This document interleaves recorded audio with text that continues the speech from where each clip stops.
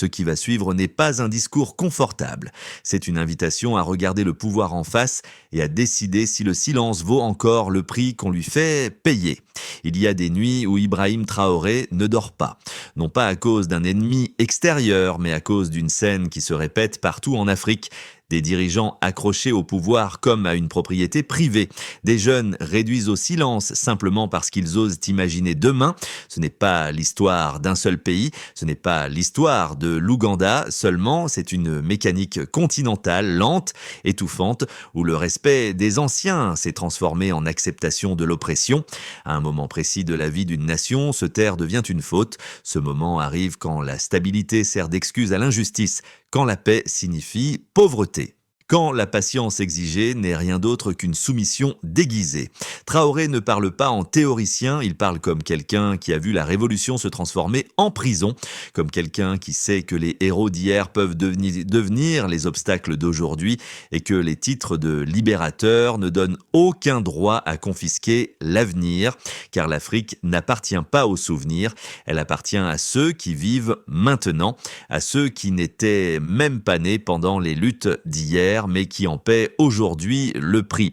Si tu écoutes ceci, ce n'est pas par hasard. Pose-toi une seule question. Honnêtement, combien de temps encore une génération peut-elle attendre qu'on lui rende ce qui lui appartient déjà?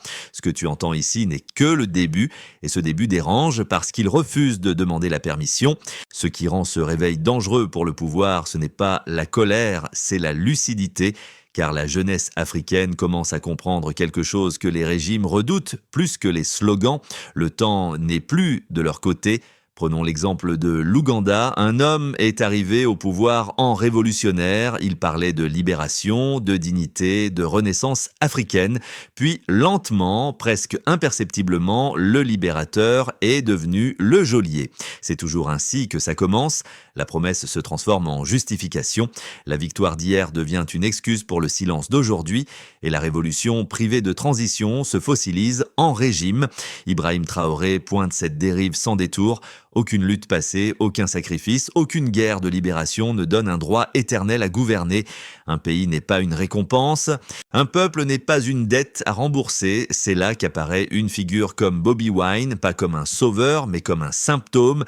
Il ne vient pas des casernes, ni des familles politiques, ni des cercles protégés. Il vient des rues, des frustrations accumulées, des promesses non tenues. Et c'est précisément pour cela qu'il inquiète, parce qu'il transforme une colère diffuse en langage compréhensible, parce qu'il rappelle que le pouvoir qui vient du peuple échappe aux vieilles méthodes de contrôle, parce qu'il incarne ce que le système refuse d'admettre. La relève est déjà là.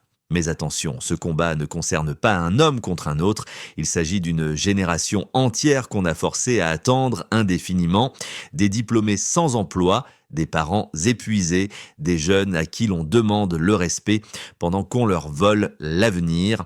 Dis-le clairement dans les commentaires ou garde-le pour toi, mais réponds honnêtement. À quel moment attendre devient-il une forme de trahison envers soi-même?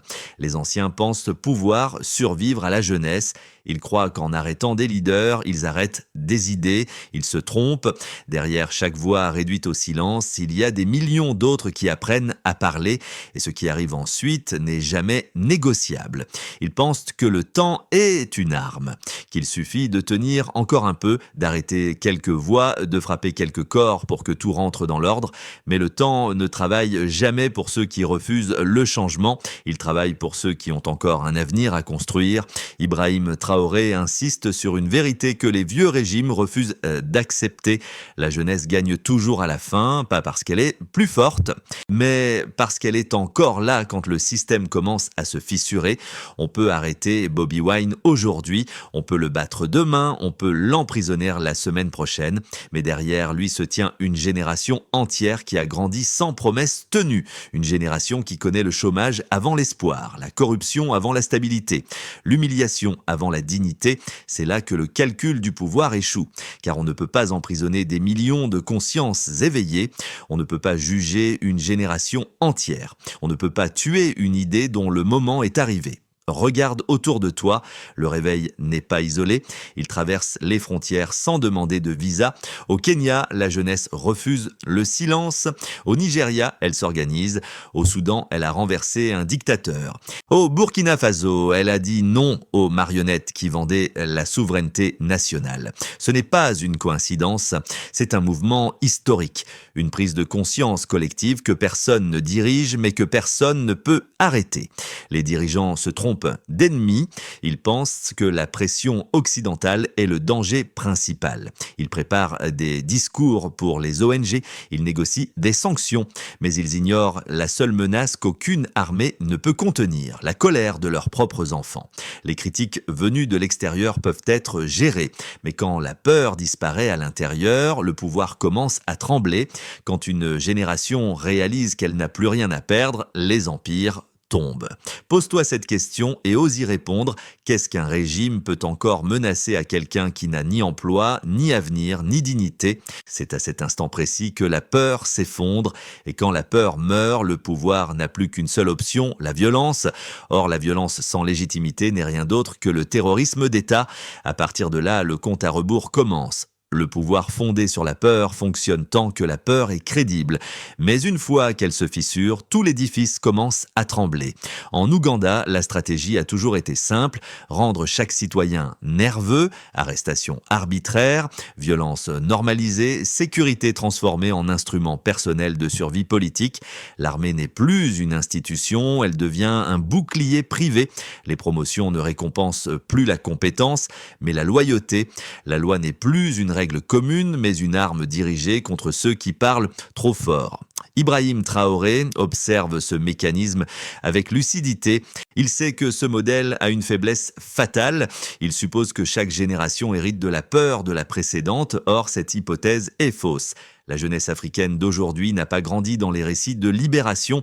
Elle n'a pas de lien émotionnel avec les slogans d'hier. Elle ne se souvient pas du colonialisme. Elle se souvient du chômage, de la corruption, des promesses recyclées. Quand on menace cette génération de prison, elle pose une question qui désarme le pouvoir. Qu'est-ce que vous allez encore nous enlever ? Quel avenir prétendez-vous détruire alors qu'il n'existe déjà plus? Quelle stabilité défendez-vous quand la pauvreté est permanente? C'est à ce moment précis que la peur cesse de fonctionner, quand perdre n'effraie plus, quand le silence coûte plus cher que la parole, quand l'obéissance n'offre aucune protection. Les régimes interprètent ça là comme de l'insolence. Ils parlent de manque de respect, ils invoquent la culture, la tradition, l'autorité des anciens. Mais Traoré tranche sans détour. Il n'existe aucune culture africaine qui exige l'acceptation de la tyrannie. Le respect n'est pas automatique, il se mérite par le service, pas par la durée. Stabilité sans dignité, c'est de la violence. Paix sans justice, c'est une prison. Silence imposé au nom de l'ordre, c'est une guerre lente contre la population. Cette vérité circule déjà dans les taxis quand les micros sont éteints, dans les campus, dans la musique, sur les réseaux. Le pouvoir peut ignorer les discours officiels, mais il ne peut pas faire taire une génération qui a cessé de croire aux mensonges. Et quand un régime n'a plus que la force brute pour gouverner, il a déjà perdu l'essentiel, il peut conserver le palais, mais il a perdu le futur. Il y a un moment où le pouvoir cesse même de faire semblant, il ne cherche plus à convaincre, il cherche seulement à durer. C'est ici que la dérive devient totale, quand gouverner ne signifie plus servir mais survivre, quand l'État n'est plus une institution mais une extension du corps d'un seul homme, quand critiquer équivaut à trahir. Ibrahim Traoré nomme cette phase sans détour. La libération qui refuse la transition devient une occupation. Et cette occupation est souvent plus brutale parce qu'elle se cache derrière le langage du passé glorieux. Le dirigeant ne se voit plus comme temporaire, il se confond avec la nation. Son départ devient impensable, sa succession devient une menace existentielle. À partir de là, tout est militarisé, la police, les tribunaux, la constitution, même la notion de stabilité. On ne parle plus de performance, mais de contrôle. On ne mesure plus les résultats, mais la loyauté. On ne prépare plus l'avenir, on protège le trône. Traoré insiste sur une distinction cruciale que trop de sociétés ont ignorée. Il y a des leaders et il y a des mainteneurs. Les leaders construisent des institutions qui leur survivent. Ils forment des successeurs, ils acceptent de partir pour que le pays avance. Les mainteneurs, eux, personnalisent tout. Ils fragmentent l'opposition, ils instrumentalisent les divisions ethniques, sociales, générationnelles. Ils transforment chaque espace public en champ de bataille politique. Ce système produit une illusion de force, mais en réalité, il révèle une panique profonde, car un pouvoir confiant n'a pas besoin d'écraser, il persuade. Quand un régime commence à célébrer les rumeurs de sa propre longévité, quand il redoute même les conversations privées, quand il répond aux critiques par la matraque, il a déjà perdu sa légitimité morale. C'est pour cela que la violence augmente toujours à la fin, arrestations, coupures d'internet, procès fabriqués, intimidations quotidiennes. Chaque réponse du système confirme une chose, les avertissements étaient fondés, le pouvoir a peur et la peur rend imprévisible. Regarde bien cette mécanique, elle ne concerne pas seulement l'Ouganda, elle se répète à travers le continent avec des visages différents mais une logique identique. Des dirigeants qui se justifient par le passé, des jeunesses traitées comme des menaces. Des élections vidées de leur sens, des constitutions réécrites pour un seul nom. Si tu écoutes jusqu'ici, ne reste pas passif. Dis dans les commentaires ce que tu reconnais autour de toi, parce que nommer le problème est déjà un acte de résistance.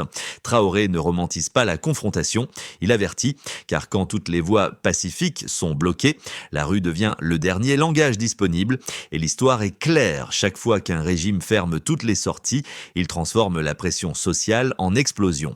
Ce n'est pas un appel au chaos, c'est une description froide des conséquences, la science politique, pas l'émotion. Quand un dirigeant croit être irremplaçable, il prépare précisément le scénario le plus violent, parce qu'il n'imagine aucune issue qui ne passe pas par lui.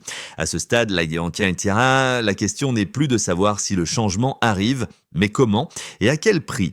Le compte à rebours ne se déclenche pas quand la jeunesse se lève, il commence quand le pouvoir refuse d'écouter.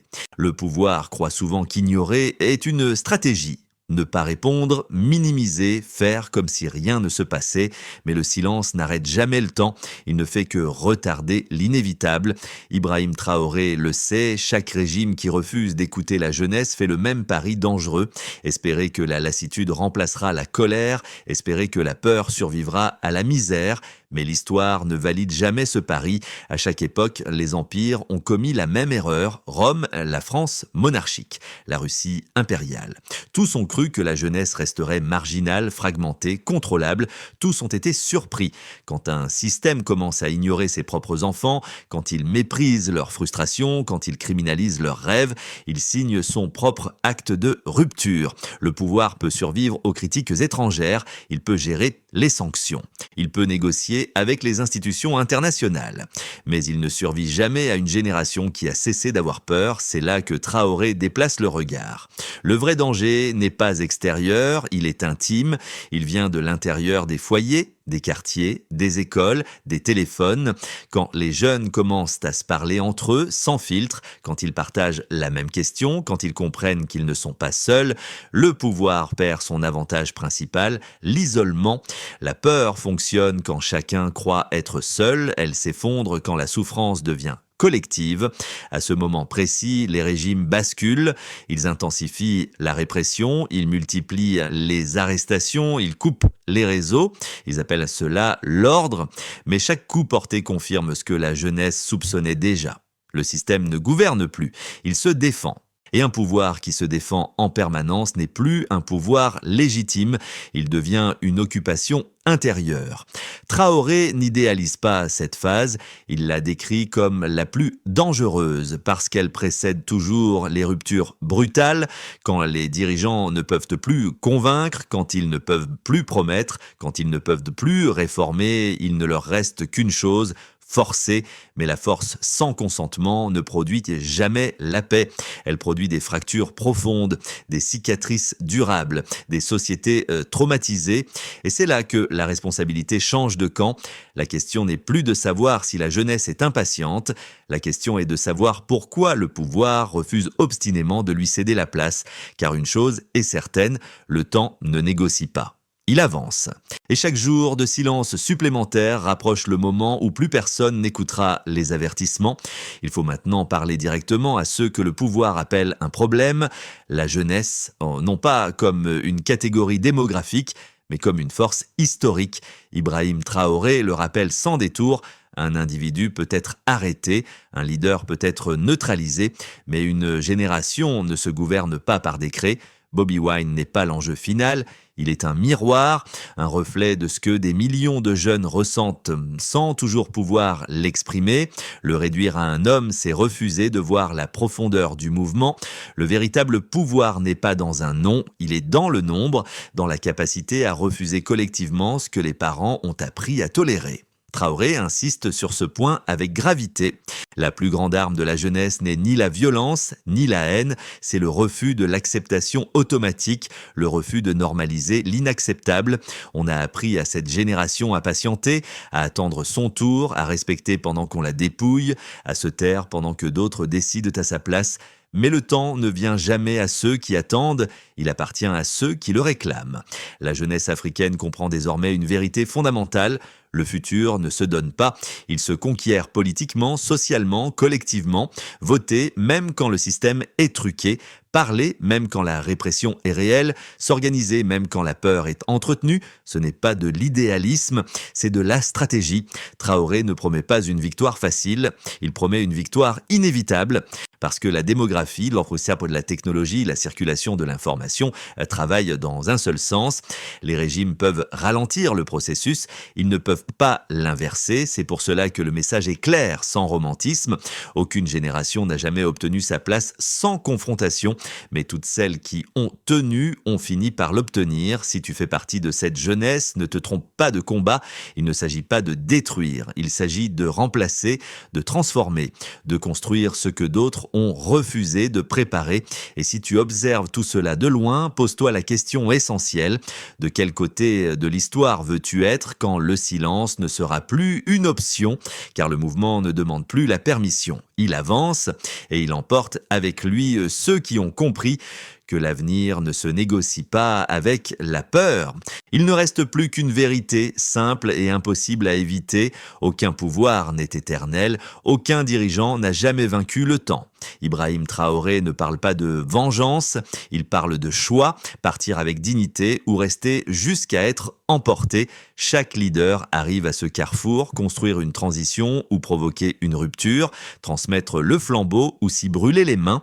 L'Afrique ne rejette pas ses anciens, elle reconnaît leur lutte, elle respecte leur sacrifice, mais elle refuse de mourir figée dans leur victoire passée. Une nation ne peut pas être gouvernée par la nostalgie, un peuple ne peut pas vivre indéfiniment dans l'attente, une jeunesse ne peut pas être éternellement sacrifiée au nom de la stabilité. L'histoire est formelle. On peut quitter le pouvoir comme un homme d'État ou en être arraché comme un obstacle. Ce n'est pas une menace. C'est une loi politique confirmée à chaque génération sur chaque continent. L'Ouganda n'est pas une exception, c'est un miroir, un avertissement pour tous ceux qui confondent longévité et légitimité. Le futur ne se demande pas poliment, il arrive avec ou sans consentement. Et quand ce moment vient, une seule question demeure. Qui a su écouter avant qu'il ne soit trop tard ? Si tu as suivi ce récit jusqu'ici, ne le referme pas comme un simple contenu. Partage-le, discute-le, accompagne ce réveil parce que l'histoire n'observe pas en silence, elle note, elle juge et elle avance toujours avec ceux qui ont osé refuser la résignation. L'Afrique se lève, non pas par la volonté des puissants, mais par le courage de sa jeunesse. Et cette fois, le temps n'est plus du côté de ceux qui s'accrochent.